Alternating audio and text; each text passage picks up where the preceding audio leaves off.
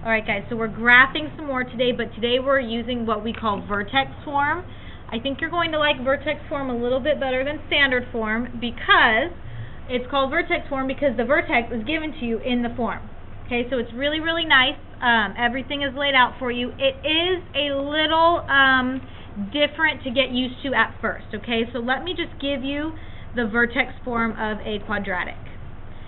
Vertex form looks like this. Y equals A, so A is on the outside of the parentheses, x minus h squared plus k.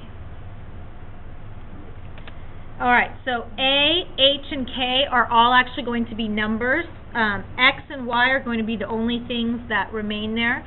So how do I know what it is I'm looking for? Well, it's really nice because your vertex is H comma K. So the number that's inside the parentheses is the x value of the vertex. So H is the x value. K is the y value. Okay.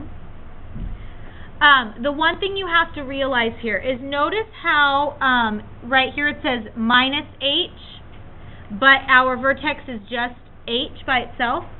So actually what we're doing is having to take the opposite of what this is. So if it says plus h, that means our vertex is actually negative. K, because it's on the outside of the parentheses, you just take the sign that's attached to K. Okay? Yeah. X minus h is in parentheses, is squared, plus K on the outside. Okay? Alright, so line of symmetry is always the x value of the vertex. So our line of symmetry is x equals h.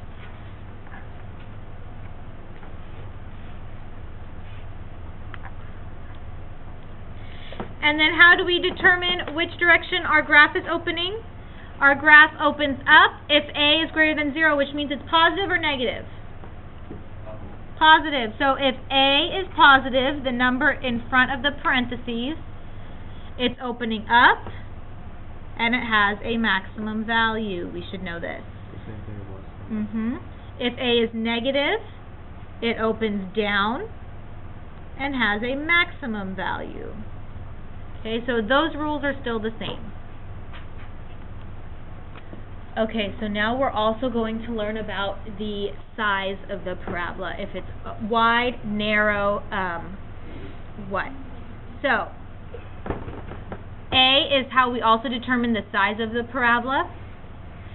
If A is a fraction, our parabola is wide. Okay? A is basically the slope of our parabola. So remember how we have slopes for regular lines, and that tells us how steep the line is going to be? The number in front of the x squared in the parabola is the slope of the parabola. So if it's a fraction, that means that it's growing very, very slowly. If A is a number that's greater than 1, so it can't be 0, then it is a narrow parabola. Okay, so that means it's growing really, really fast. What if A is a 1? Then it means it's growing at just, we would call that a normal parabola. Okay, so that means it has like a slope of 1. Okay, so if it's a number that's bigger than 1, it's narrow because it's growing really, really fast. If it's a fraction, that means it's growing really slowly, so it's wide. So now in your graph, I want you to make either a narrow or a wide parabola depending on what A is. Okay? So let's look at some examples. For examples 1 through 5, so we are going to be graphing 5. You don't have to write this out, but I just want to tell you what it is we're looking for. We are going to identify the line of symmetry. We are going to identify the vertex, and we are going to sketch the parabola, and that means that we have to determine if it's opening up or down, and if it is wide or narrow this time.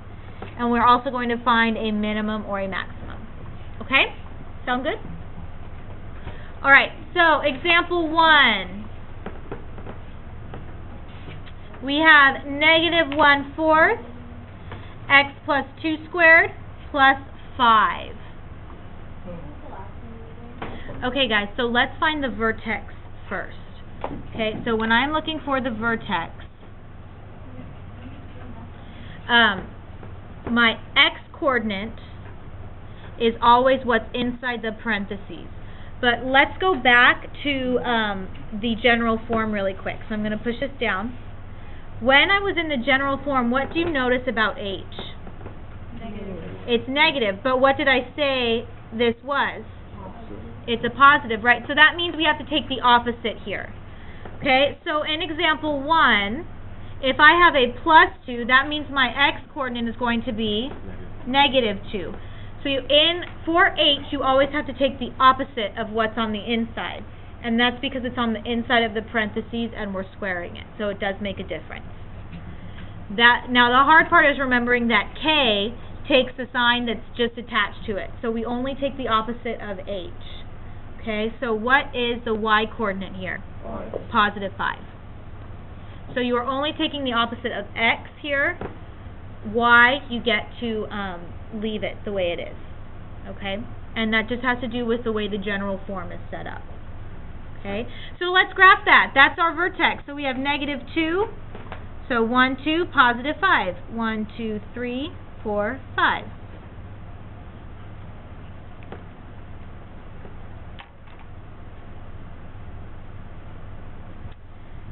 Okay, so part A, line of symmetry. What would my line of symmetry be?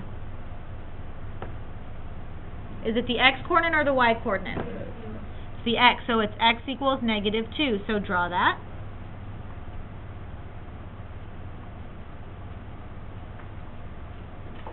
Always the x. And then let's sketch our parabola. Is this parabola opening upwards or downwards? Downwards, and it's a fraction, so does that mean it's wide or narrow? Wide. So let's draw a wide parabola opening down. Make sure you still try and make it as symmetrical as you can. So is that a minimum or a maximum? Maximum at? What coordinate is the maximum at? It's the y-coordinate, so it's going to be at 5. So our max is at y equals 5. So this has a max. Yeah, that's it. This is better, right? Than standard form. I really like vertex form because everything is laid out there for you. However, you have to know how to do it both ways. Okay? Questions on example 1? Okay, so what's the one thing you have to remember about the x-coordinate? It's the opposite. What about the y-coordinate? It's just the same, okay? That's the hardest part for students to remember, okay? All right, example 2. We have x plus 4 squared, and that's it. Okay, so we're looking for the vertex.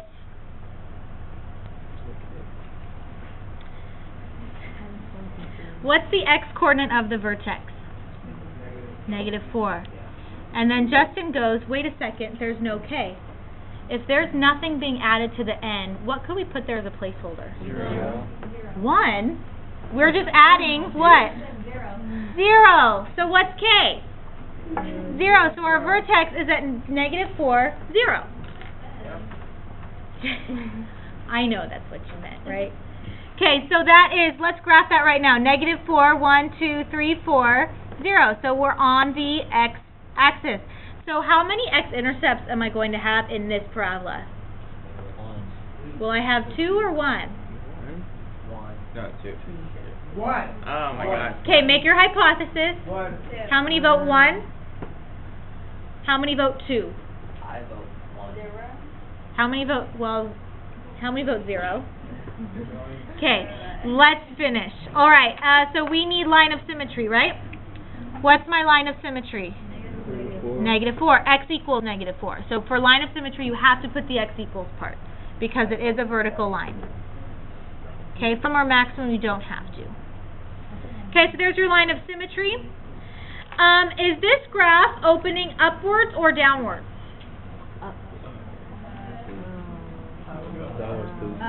Up, because there's nothing there, right? It's a positive. What is A here? If there's nothing in front of the X, what's there? A 1 this time. Okay, so it's opening up. And if A is a 1, that means it's a normal width. It's not super wide, it's not super skinny. So just try and make it something a little bit average looking. Okay. Is that a min or a max? That's a min at where? You guys, minimum or maximum? Is that the x coordinate or the y? Is that the y? So it's 0. Line of symmetry is x. Min or max is y. How many times did this one touch the x-axis? Once. So we have 1 x-intercept when the vertex is on the x-axis. Every other time there's 2. Okay? Sometimes there's 0, but it rarely happens. Alright? Much easier, right? Okay.